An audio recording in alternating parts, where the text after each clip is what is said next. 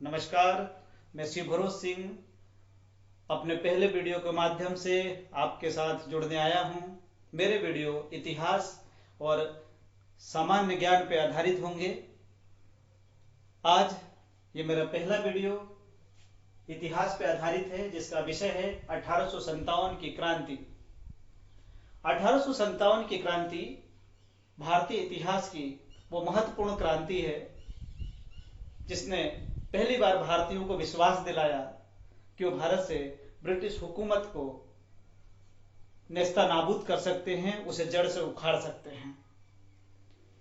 इस क्रांति ने भारतीयों के मनोबल को इतनी ऊंचाई दी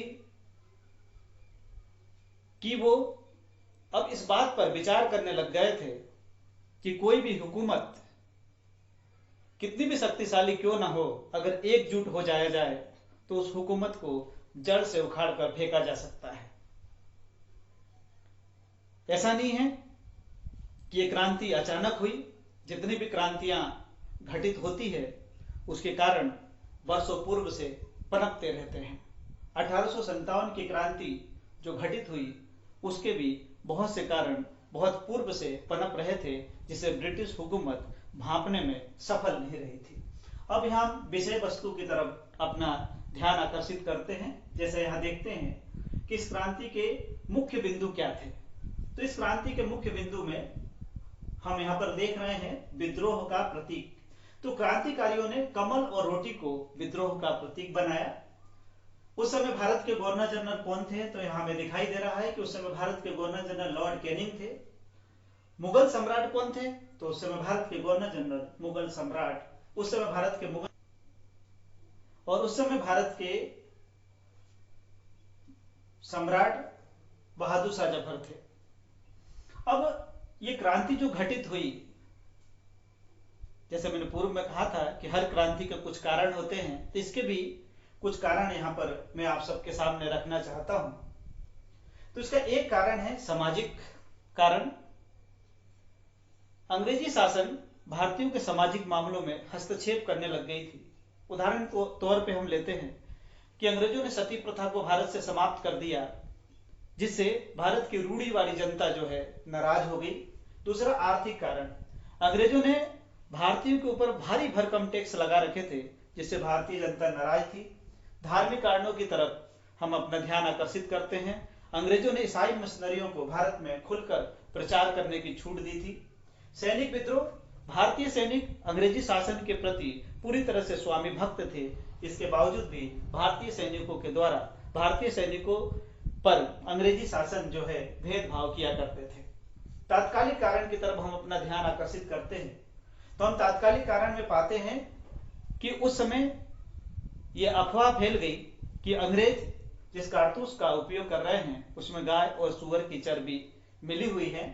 इससे नाराज होकर 29 मार्च 1857 को मंगल पांडे ने अंग्रेज अधिकारी को गोली मार दी। मंगल पांडे बैरकपुर छावनी के 24वीं रेजिमेंट के सिपाही थे। अब हम थोड़ा सा और आगे बढ़ते हैं और इस क्रांति के प्रारंभ की तरफ अपना ध्यान आकर्षित करते हैं। तो हम पाते हैं कि 10 मई 1857 को यह क्रांति मेरठ से शुरू हुई।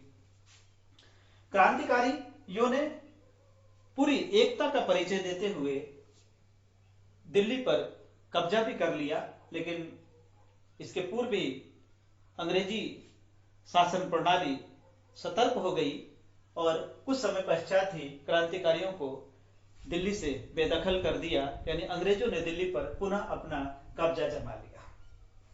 अब यहां पर प्रश्न पैदा होते हैं कि इस क्रांति का भारतीय जनमानस पर क्या असर पड़ा या ब्रिटिश हुकूमत पर क्या असर पड़ता। तो दोनों बातों को मैं समझाने का प्रयास करता हूं।